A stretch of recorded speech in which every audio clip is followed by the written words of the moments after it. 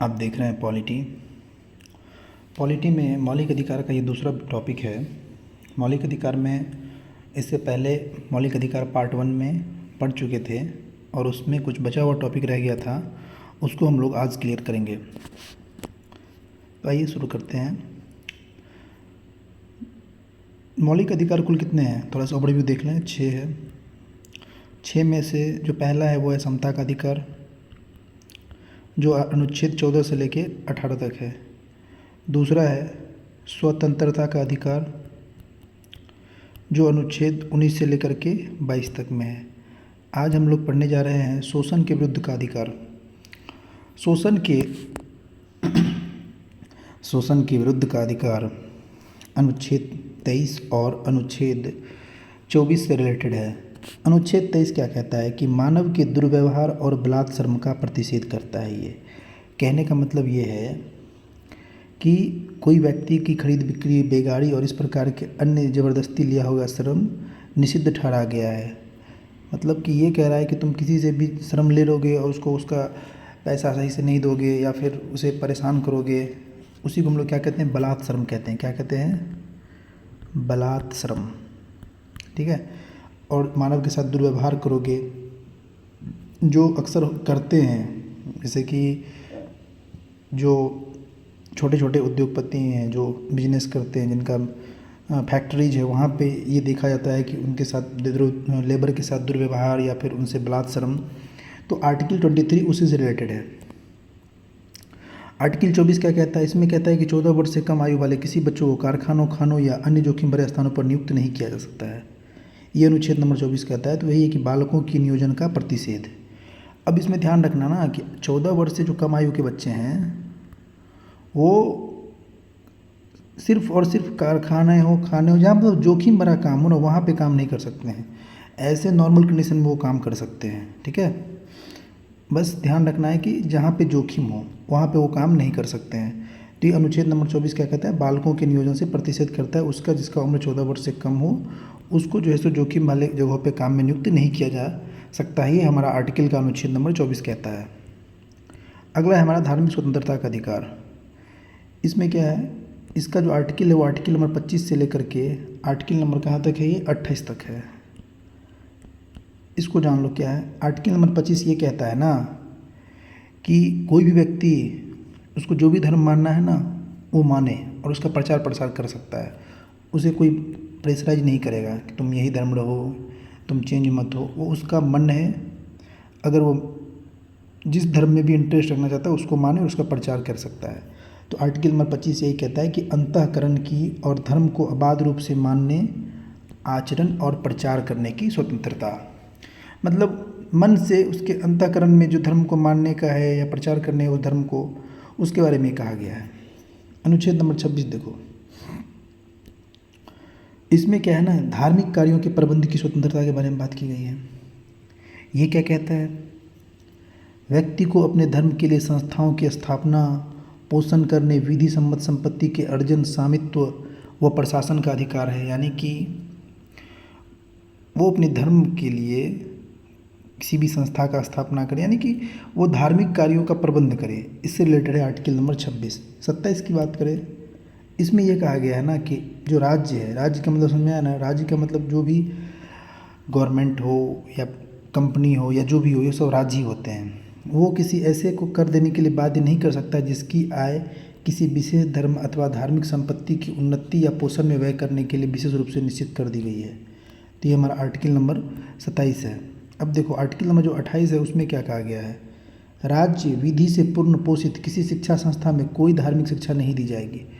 अगर गवर्नमेंट कोई भी शिक्षण संस्थान में खर्च कर रही है या वहाँ पे पूर्णतः गवर्नमेंट पोषित है तो वहाँ कोई भी धार्मिक शिक्षा नहीं दी जाएगी। और उसके बाद वो जो शिक्षण संस्थान है वो अपने विद्यार्थियों किसी धार्मिक अनुष्ठान में भाग लेने के लिए बाध्य नहीं कर सकते। अगर वो इंटरेस्टेड है तो ठीक है, अदरवाइज आप उसको प्रेशराइज नहीं कर सकते हो कि नहीं आज स्कूल में सरस्वती पूजा है तो तुमको भी भाग लेना ही पड़ेगा, तो आज ये है तुमको भी भाग लेना ही पड़ेगा, ऐसा कुछ भी नहीं है। ठीक है। अगला क्या है हमारा? संस्कृति और शिक्षा संबंधी अधिकार। ये जो अधिकार है वो है 29 से लेकर के 30 तक में। अनुच्छेद 29 क्या कहता है वो देखते हैं। अल्पसंख्यक वर्गों के हितों का संरक्षण। अब ये अल्पसंख्यक वर्ग क्या है? तो हमारे संविधान में वर्तमान में 6 अल्पसंख्यक होते हैं, मुस्लिम, पारसी, ईसाई, सिख, बौद्ध और जैन। ये जो 6 के 6 हैं ना, ये सारे क्या हैं, अल्पसंख्यक वर्ग का दर्जा प्राप्त किया है। तो इसमें ये कह रहा है आर्टिकल नंबर 29 में कि कोई भी अल्पसंख्यक वर्ग अगर चाहे तो अपनी भाषा, लिपि और संस्कृति को सुरक्षित रख सकता है और केवल भाषा, जाति, धर्म और संस्कृति के आधार पर उसे किसी भी सरकारी शैक्षिक संस्था में प्रवेश से नहीं रोका जाएगा। तो ये है अल्पसंख्यक वर्गों के हितों का संरक्षण से related article number 29। Article number 30 ये कह रहा है ना कि शिक्षा संस्थाओं की स्थापना और प्रशासन करने का अल्पसंख्यक वर्गों को अधिकार है। कोई भी अल्पसंख्यक वर्ग हो, मुस्लिम, ईसाई, बौद्ध, जैन, ये अगर चाहे तो अपनी पसंद का शैक्षणिक संस्था चला सकता है। इसका बहुत सारा एग्जांपल आपको देखने को मिलेगा। जितना भी शहर देखोगे आप जहाँ पे क्रिश्चियन है, वहाँ पे क्रिश्चियन मिशनरी स्कूल चलाते हैं, ठीक। तो ये हो गया। जैसे कि अगर हम मुस्लिम की बात करें तो बहुत सारे शहरों में मदरसा चलता है। तो ये लोगों को ऐसा अधिकार मिला है कि वो अपनी पसंद का शैक्षणिक संस्थान चला सकता है और सरकार उसे अनुदान में किसी भी तरह का भेदभाव नहीं करेगी, यानी कि सरकार भी उसे अनुदान देगी, ठीक है। अब जो संविधान का सबसे मोस्ट इम्पोर्टेंट थिंग है, देखो ये आर्टिकल जो है ना, इसको एक नज़र ओवरव्यू कर लेना है, देख लेना है। बाकी जो इम्पोर्टेंट है वो मेनली हमारा 14 और 18 और 23, 24 है। उसके बाद जो है वो उतना इम्पोर्टेंट नहीं है, बस देख लेना है ध्यान से। इसमें क्या है ना, अब संवैधानिक उपचारों का अधिकार, ये होता है हमारा article number 32। Article number 32। Article number 31 कहाँ चला गया? आर्टिकल नंबर 31 कहाँ चला गया? आर्टिकल नंबर 31 में पहले हुआ करता था संपत्ति का अधिकार। क्या होता था? संपत्ति का अधिकार। इसको हम लोग क्या किए, लाए एक संविधान संशोधन। कौन सा लाए थे ज़रा बताइएगा? कौन सा संविधान संशोधन लाए थे? 44वां। कब लाए थे? 1978 में। उसके बाद जो है उसको 44वां संविधान संशोधन 1978 में संशोधन हुआ और उसको 300 के ए में डाल दिए, जो अब क्या हो गया, एक कानूनी अधिकार हो गया। क्या हो गया? वो कानूनी अधिकार हो गया। जो पहले क्या हुआ करता था, एक मौलिक अधिकार हुआ था। तो इसीलिए आर्टिकल 31 के डायरेक्ट बाद हम क्या पढ़ते हैं, 30 के बाद आर्टिकल 32 पढ़ते हैं। आर्टिकल 32 में क्या है? संवैधानिक उपचारों का अधिकार। एग्जाम में यही एक क्वेश्चन बन जाएगा तुम्हारा कि आर्टिकल 32 किससे रिलेटेड है। आर्टिकल 32 को हमारे भीमराव अंबेडकर ने संविधान की आत्मा कहा है, ये भी एक नंबर का क्वेश्चन तुम्हारा बन जाएगा। अब ये एक्चुअली है क्या, इसको थोड़ा समझ लो। आर्टिकल 32 में संविधान उच्चतम न्यायालय सुप्रीम कोर्ट को ये पावर देती है कि वो मौलिक अधिकारों को प्रवर्तित कराने के लिए समुचित कार्रवाई करे, यानी कि मौलिक अधिकारों का कहीं भी क्या हो, मौलिक अधिकारों का कहीं भी हनन ना हो। ये ड्यूटी किसका है? सुप्रीम कोर्ट का है कि वो मौलिक अधिकारों को पूरी तरह से लागू करने में क्या करे, संविधान के थ्रू लागू करवाए, ठीक है। अब इसमें क्या है ना, अब ये लागू कैसे करवाए, मौलिक अधिकारों को कैसे प्रवर्तित कराए, इसके लिए उसके पास 5 रिट दी गई है। क्या दी गई है? रिट दी गई है। पहला है बंदी प्रत्यक्षीकरण, जिसको अंग्रेजी में हम लोग कहते हैं हेबेस कॉर्पस। दूसरा है परमादेश, जिसको हिंदी में इंग्लिश में कहते हैं मंडमस। प्रतिषेध लेखन, प्रोहिबिशन, उत्प्रेषण, सेरिटोररी, अधिकार परीक्षा लेख, क्यू वारंटो। और इसके बारे में थोड़ा सा बारी बारी से जानते हैं क्या होता है, एग्जाम में इससे भी क्वेश्चन बनता है। सबसे पहले बंदी प्रत्यक्षीकरण क्या होता है ये बताते हैं तुमको। देखो वैसे तो बहुत सारी चीज़ में लिखा हुआ है, इसका डायरेक्ट मतलब ये समझ लो कि ये एक तरह से कंट्रोल करता है किसको, हमारे पुलिस अधिकारी को, या फिर क्यों कंट्रोल करता है देखना। इसके तहत ये कहा गया है कि जो भी अधिकारी किसी को बंदी बनाता है वह उसे निश्चित स्थान और निश्चित समय के अंदर किसके पास पेश करे? न्यायालय के पास पेश करे। यह न्यायालय क्या करता है? अधिकारी को आदेश देता है कि बंदी बनाए गए व्यक्ति को निश्चित स्थान और निश्चित समय के अंदर उपस्थित करे, जिससे न्यायालय बंदी बनाने के कारणों पर विचार कर सके। क्लियर? इसमें ये ऐसा नहीं कि पुलिस गया बंदी बना लिया, अब ठीक है अब 4 दिन तक रखे हुए हैं, नहीं, यही तो है मूल अधिकार। इसमें न्यायालय ये कहता है कि ठीक है आप बंदी बना लिए, बंदी क्यों बनाए, इसीलिए एक फ़िक्स जगह उसको आप एक फ़िक्स समय के भीतर उपस्थित कीजिए, फिर न्यायालय ये डिसाइड करेगी कि आप बंदी जो जिस आधार पर बनाए हैं क्या वो आधार सही है या फिर नहीं। दूसरा है परमादेश। परमादेश में क्या होता है ये समझ लो। परमादेश किसके लिए जारी किया जाता है, तो जितने भी सारे ये रिट्स हैं ना, ये मेनली जारी किए जाते हैं अधिकारी के लिए या निचतम न्यायालय के लिए। इसमें ये कहता है ना, सुप्रीम कोर्ट इसमें ये कहता है, इसका मतलब ये होता है कि कोई भी अधिकारी या पदाधिकारी जब अपने कर्तव्य का निर्वाह नहीं करता है तो तब उसको आदेश दिया जाता है कि ये आपका कर्तव्य और इसको आपको पालन करना चाहिए। तो उसमें यही कह रहा है कि हम आदेश देते हैं कब, जब कोई पदाधिकारी अपने सार्वजनिक कर्तव्य का निर्वहन नहीं करता है, इस प्रकार की आज्ञा पत्र के आधार पर पदाधिकारी को उसके कर्तव्य का पालन करने का आदेश किया जाता है। तीसरा है हमारा प्रतिषेध लेख। ये क्या होता है, इसका मतलब होता है रोकना। क्यों रोकना, अब ये जो है जो हमारा सर्वोच्च न्यायालय सुप्रीम कोर्ट और हाई कोर्ट, ये दोनों मिल के जो निचली अदालतें हैं या जो न्यायाधिकरण है उसको जारी करती है और कहती है कि चलिए ये मामला आपके अधिकार क्षेत्र में नहीं है, आपके बाहर है और आप यहाँ कार्रवाई नहीं कर सकते। यानी कि ये कंट्रोल करती है निचले कोर्ट को कि अपने अधिकार क्षेत्र से बाहर जाके कार्रवाई ना करें। उसी को हम लोग क्या कहते हैं, प्रतिषेध लेख बोलते हैं। चौथा है उत्प्रेषण। उत्प्रेषण का मतलब ये होता है कि जो सुप्रीम कोर्ट अपने जो अधीनस्थ न्यायालय हैं उसको निर्देश देता है कि उनके पास जो लंबित मुकदमों के न्याय निर्णय है उसके लिए वो क्या करे, वो ऊपर के न्यायालय को भेजे। उसी को हम लोग क्या बोलते हैं, उत्प्रेषण बोलते हैं। और जो हमारा अंतिम है वो है अधिकार परीक्षा। क्या है, अधिकार परीक्षा। इसमें क्या होता है, देखो अधिकार परीक्षा में क्या होता है, जब कोई व्यक्ति पदाधिकारी के रूप में कार्य करने लगे लेकिन उसके पास वो राइट है नहीं, तो न्यायालय इस रिट्स के जरिए उससे पूछता है कि वो किस अधिकार से क्या कर वहाँ पे कार्य कर रहा है। जब तक वह इस बात का संतोषजनक उत्तर नहीं देता वह कार्य नहीं कर सकता है। यही हमारा अधिकार परीक्षा। इसमें आपको अच्छे से याद करना है। अगर हम बात करें तो बंदी प्रत्यक्षीकरण की बात करें तो इसका मतलब ये होता है, मोटा मोटा समझ लो कि हमारे इसका मतलब तो होता है आपके पास शरीर है। आपके पास शरीर का मतलब ये होता है ना कि इसमें ये ध्यान रखना कि जो बंदी बनाने वाले अधिकारी हैं उसको किसी निश्चित स्थान और निश्चित समय के भीतर बंदी को, जिसको बंदी बनाया है उसको न्यायालय के पास भेजना पड़ेगा और न्यायालय डिसाइड करेगी कि बंदी बनाए जाने का कारण जो है वो क्या, वो सही है या गलत है। दूसरा है परमादेश। परमादेश ये होता है कि इसमें आदेश दिया जाता है पदाधिकारी को, अधिकारी को कि आप ये काम अपने कर्तव्य का पालन सही से कीजिए। तीसरा है प्रतिषेध लेख। इसमें ध्यान ये रखना है कि सर्वोच्च न्यायालय और उच्च न्यायालय अपने निचतम न्यायालयों को ये बताती है कि ये काम आपके क्षेत्र के बाहर का, इसीलिए आप इस पे जो है ना सो कार्रवाई ना करें। चौथा है उत्प्रेषण। उत्प्रेषण में जो ऊपर के कोर्ट है वो निचली कोर्ट को बोलती है कि आपके पास जो लंबित मुकदमा है उसको ऊपर भेजिए। और पांचवा है अधिकार परीक्षा। अधिकार परीक्षा मतलब कोई पदाधिकारी किसी पद के लिए